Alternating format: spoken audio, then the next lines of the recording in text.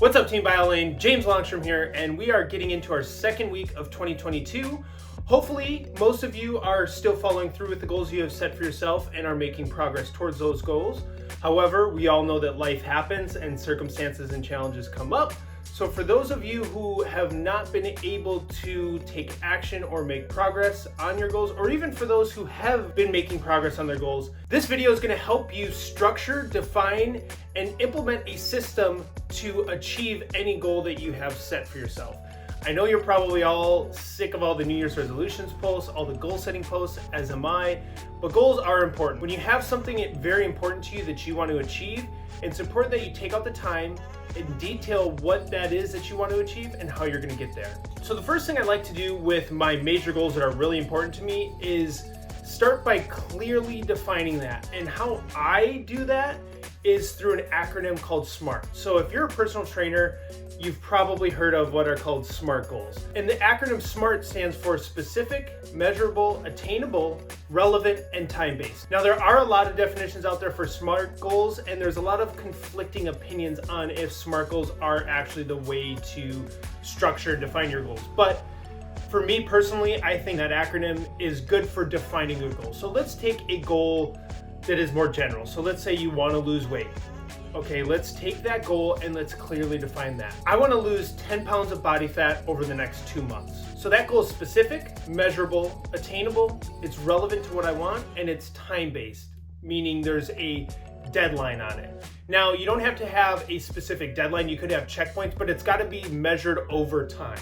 So after you've clearly defined your goal, what's the next step? Well, I like to take that goal, so lose 10 pounds over the next 2 months, and I like to refer to that as an outcome goal. That's what you're trying to get out of this goal. That's your outcome. That's what you want to happen. That's the end result. So we know that you're gonna want to exercise regularly to achieve that goal. We know that you're gonna want to be following some sort of diet, or at least paying attention to your dietary habits. So now that we know that you have to be exercising regularly and following some sort of nutritional plan or diet, now you can further create a subclass or kind of a hierarchy of how you're going to consistently do that. So how are you going to exercise regularly? You can plan for 20-minute runs 3 days a week, along with resistance training 4 days a week, or however it is that you're going to get there.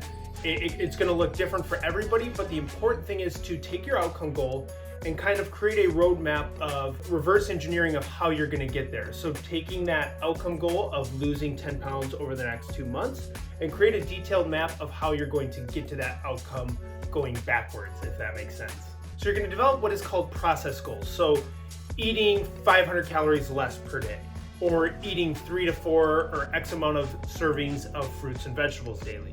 So now that you have these process goals, maybe it's resistance training 3 times a week, doing cardio 4 times a week, eating 3 to 4 servings of vegetables, and reducing calories by 500 per day.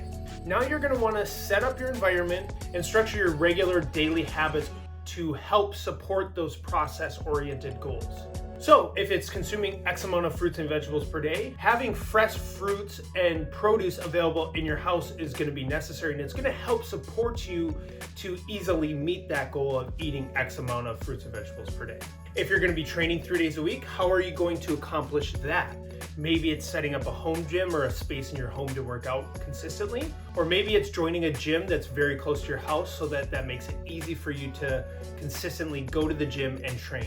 So the more restrictive and rigid you are going to be with your processes and your goals, the harder it's going to be to achieve. In an excellent narrative review by Helms et al., there's research that suggests that restrictive eating or rigid control over your dietary habits are less adaptable and can lead to adverse health outcomes. So it's important to be flexible. If you have to, you can modify your diet, you can modify your exercise, switch things around in order to stay consistent. Remember, consistency is much better than trying to be perfect. Getting it done day after day is going to get you closer to your goals than trying to be perfect every day and not meeting that perfection.